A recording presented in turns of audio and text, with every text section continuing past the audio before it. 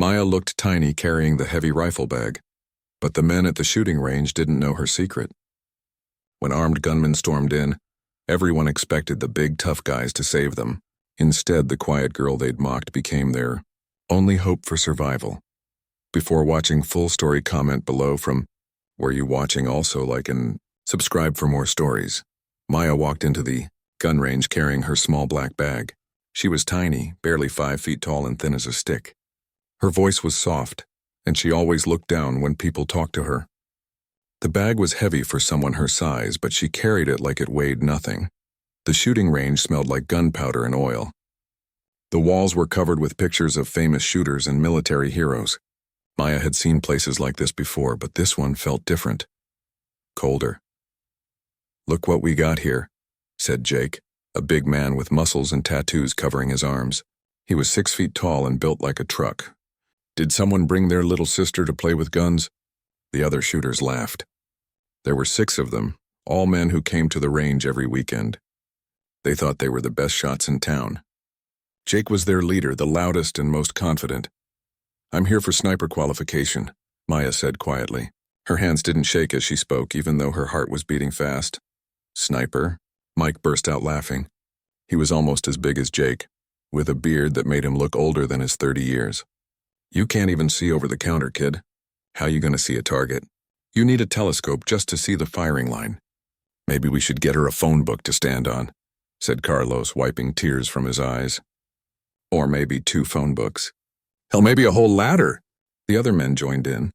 "Does your mom know you're here?" asked one. "Shouldn't you be in school?" said another. Maya had heard it all before. People always judged her by her size. Maya said nothing. She had learned long ago that words didn't change minds, only actions did. She signed her name on the paper with neat, careful letters. Her handwriting was small but clear, just like everything else about her. She paid her money, $50 for the course, and waited.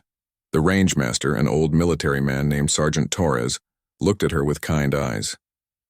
He had been running this range for 15 years. He had seen all types of shooters. Big ones, small ones, confident ones, scared ones. Something about this small girl reminded him of the best snipers he had known in the army. They were often quiet ones.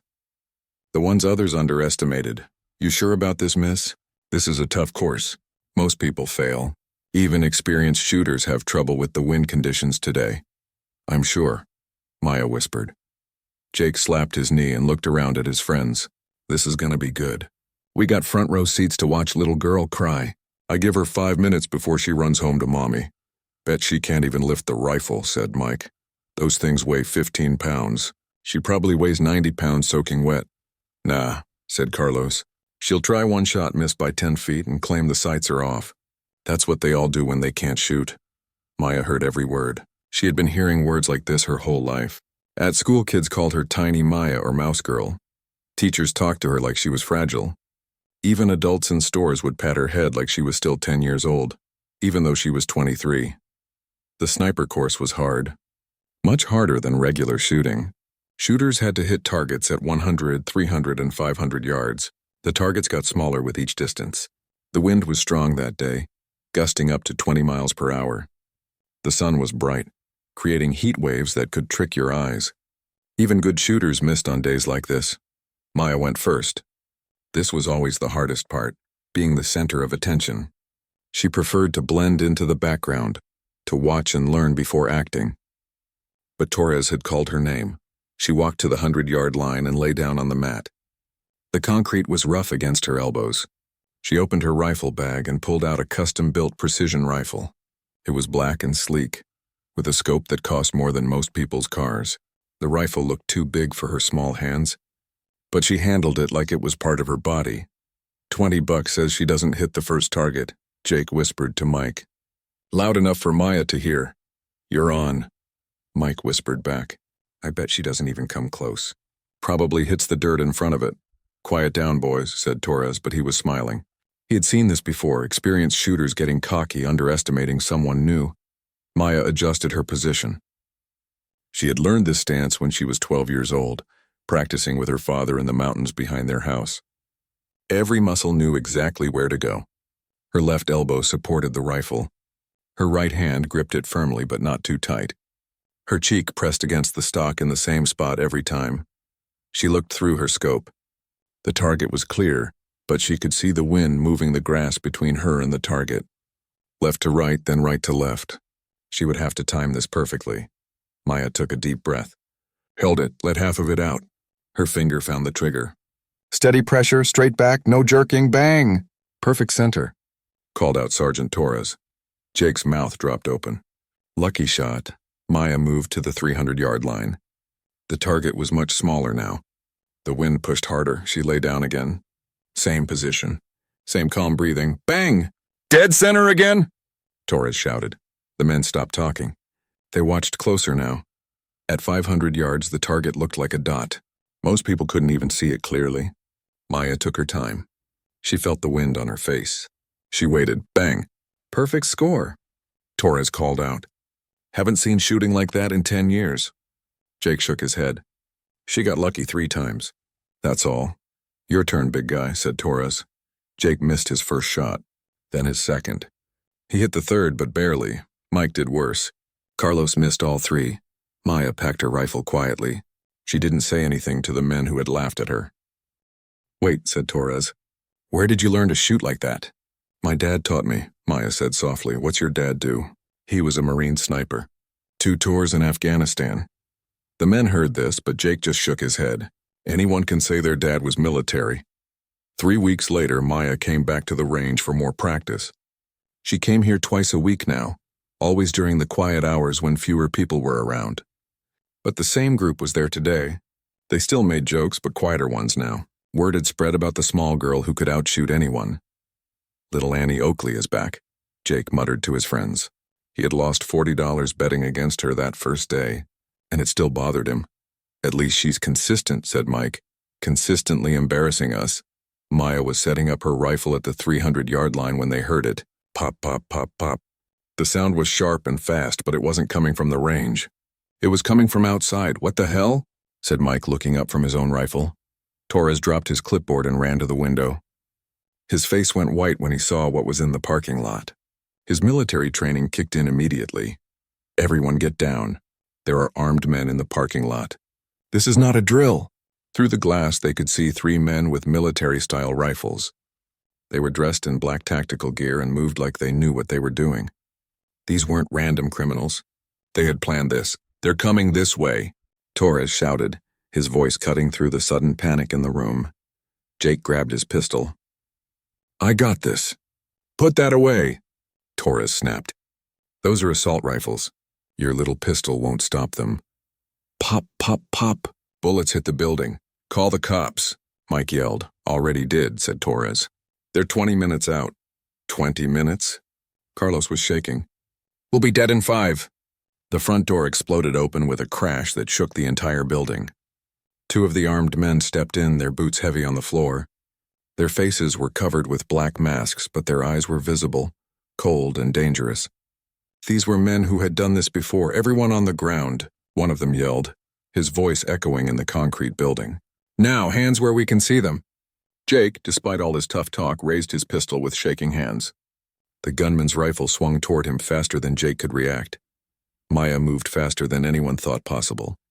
She had been behind the counter when the door broke open. Now she dove across the open space and knocked Jake down just as bullets sprayed where his head had been. Chunks of concrete flew from the wall behind them. Stay down, you idiot, she hissed into Jake's ear. That's an AR-15. Your pistol is useless against body armor. Jake stared at her. This wasn't the quiet girl from the range. This was someone else entirely. Someone who knew about weapons and tactics. The gunmen stepped closer. Where's the money? One shouted at Torres. What money? Torres asked. The gun sales money. We know you keep cash here. There's no money. This is just a shooting range. The gunman raised his rifle. Wrong answer. Maya was behind the counter now. The gunman couldn't see her. Her rifle bag was right next to her. She opened it slowly. No sound. Her rifle came apart in practiced moves, stock, barrel, scope. In 30 seconds, she had it ready. The third gunman was still outside, watching for cops. Maya could see him through the back window. Jake was bleeding from a cut on his forehead. Mike and Carlos were crying. Torres was trying to keep everyone calm. Please, Torres said to the gunman. These are just regular people. They don't know about any money. Then they're no use to us, the first gunman said. Maya knew what that meant. She'd heard those words before, in stories her father told about the war. She crawled to the side window. The outside gunman was 30 yards away. Easy shot for her, but she had to be perfect. If she missed, everyone would die. Maya found her position. Same as always. Same breathing. Same calm. Through her scope, she could see the gunman's face. He was young, maybe 25. Scared, but trying to look tough. She didn't want to kill him. Her father always said good snipers only kill when they have to. Instead, she aimed at his shoulder, the spot that would drop him but not kill him. Bang! The gunman outside spun and fell. His rifle flew 10 feet away. What was that? One of the inside gunmen yelled. Check outside. The other one shouted. When the first gunman moved toward the door, Maya shifted her aim. She could see him through the front window now. Bang! His rifle exploded in his hands. The bullet hit the weapon perfectly, making it useless. Sniper! The remaining gunman screamed. There's a sniper! He started shooting wildly through the windows. Everyone on the floor covered their heads. Maya stayed calm. This was just like the stories her father told her. Just like the training he gave her in the woods behind their house. Find where he's shooting from. The last gunman yelled to his friend with the broken rifle. But Maya was already moving. She crawled across the floor, rifle in her arms. She reached the other side of the room. The gunman with the broken rifle was looking out the front windows. His back was to Maya. She stood up slowly. Her rifle pointed right at him. Drop your weapon, she said. Her voice wasn't soft anymore.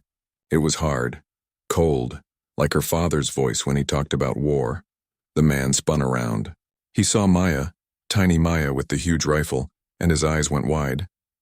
Drop it, she said again. The last gunman with the working rifle heard her. He turned his weapon toward Maya. That was his mistake. Bang! Maya's bullet hit his rifle too. Another perfect shot. The weapon broke apart in his hands. Both of you on the ground, Maya ordered. Face down, hands behind your heads. They did what she said. They were more scared of the small girl with the rifle than they had been of anything else in their lives. The police arrived 15 minutes later. They found 2 gunmen tied up with rope from the range supplies. The third one outside was unconscious but alive. Who stopped them? Asked the lead detective. Everyone pointed at Maya. She was sitting quietly in the corner, her rifle back in its bag. Her? The detective looked confused. The little girl? She's not just a little girl, said Sergeant Torres. She's the best shot I've ever seen. Jake walked over to Maya. His head was bandaged, but he was okay. I owe you my life, he said. I was wrong about you. We all were. It's okay, Maya said softly. No, it's not okay. We were jerks. We judged you before we knew you. Mike and Carlos came over too. We're sorry, Mike said. We thought you were just some kid playing around. Where did you really learn to shoot like that? Carlos asked. Maya looked down at her hands. My dad was Marine Gunnery Sergeant Robert Chen. He did 3 tours in Afghanistan as a sniper. He had 47 confirmed kills. The men stared at her. When I was 10, he started teaching me. He said the military might not want women snipers, but the world was changing. He said I had the gift. And what gift? Asked Torres. Staying calm when everyone else panics. Seeing what others miss. Making the hard shots when lives depend on it. Why didn't you tell us? Jake asked. Maya shrugged. You didn't ask. You just saw a small girl and decided I was weak. The detective walked over. Miss Chen? We need to talk. The story was on the news that night. Local woman stops armed robbery with sniper skills. Maya's picture was on the front page of the newspaper, but she didn't like the attention. She just wanted to practice her shooting and be left alone. When she came back to the range the next weekend, everything was different. Jake was there first. Maya, good to see you. We saved you the best shooting position, said Mike. Carlos had brought coffee. Thought you might want some. Torres walked over with a big smile. Got something for you. He handed her a patch. It said range champion and had a picture of a rifle on it. This is the first time I've ever given one of these out, Torres said. You earned it. Maya looked at the patch. Thank you. Also, Torres continued, I called a friend of mine. He works for the police department. They're looking for a sniper instructor. You interested? Maya's eyes lit up. Really? Really. They need someone who can stay cool under pressure. Someone who can make impossible shots. Someone who can train others to be heroes. Jake stepped forward. We were wondering, would you teach us? I mean, really teach us? Not just how to shoot, but how to think like you do. How to stay calm like you stayed calm, added Mike. How to be brave like you were brave, said Carlos. Maya looked around at the men who had laughed at her just a month ago. Now they looked at her with respect. With admiration? Okay, she said. But we start with the basics. And no more jokes about my size, Jake grinned. Deal, but I got one question. What? That last shot when you hit the gunman's rifle while he was turning. How did you know you'd hit it? Maya smiled. The first real smile anyone had seen from her. My dad always said good snipers don't hope they'll hit the target. They know they will. 6 months later, Maya was running her own training classes at the range. She taught police officers, security guards, and regular people who wanted to learn. Jake, Mike, and Carlos were her first students. They came every weekend. Remember, Maya would tell them, shooting is only part of being a sniper. The real skill is up here, she would tap her head. You have to think 3 moves ahead. You have to control your breathing, your heartbeat, your fear. You have to see things others miss. Like what? A new student would ask. Like wind direction. Like how the light affects your target. Like which shot will stop a threat without killing someone. Jake had gotten pretty good. Not as good as Maya, but good enough to hit targets at 300 yards. I still can't believe we thought you were weak, he said one day. Maya was cleaning her rifle. I never said I was strong. But you never said you were trained either.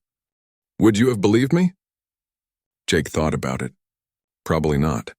That's why my dad taught me to let my actions speak. Don't tell them what you can do, he used to say. Show them. Mike walked over. Maya got a question about the wind reading.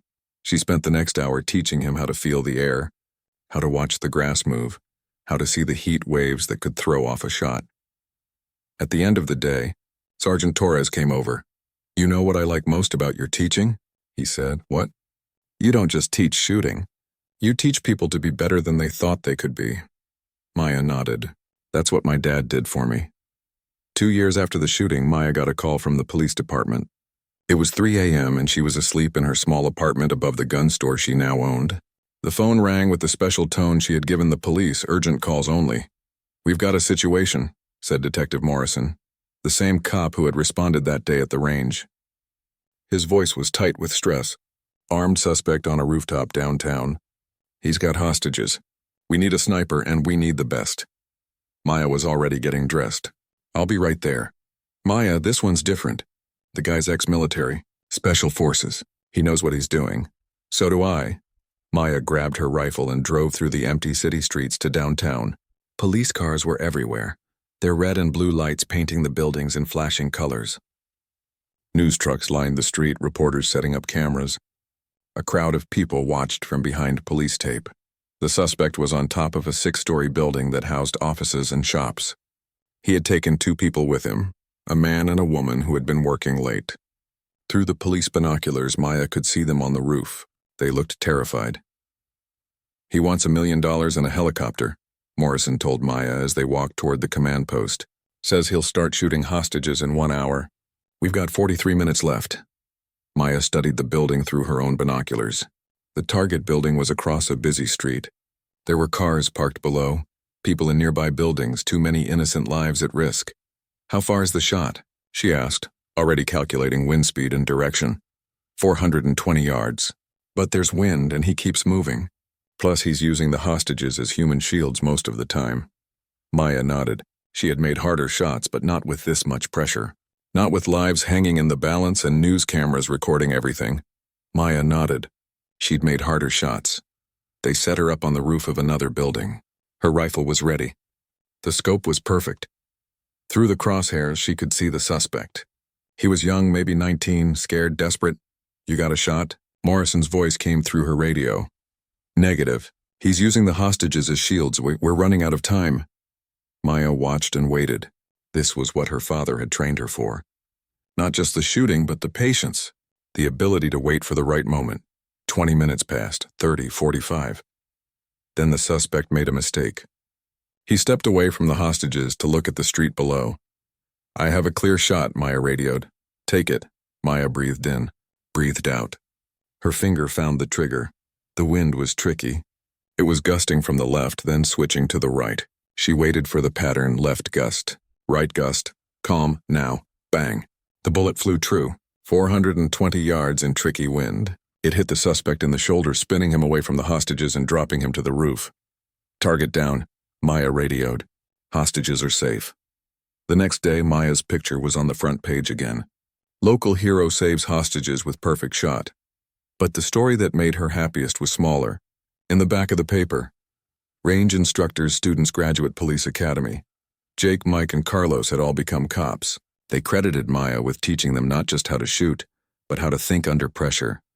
She showed us that being strong isn't about size, Jake told the reporter. It's about what's inside.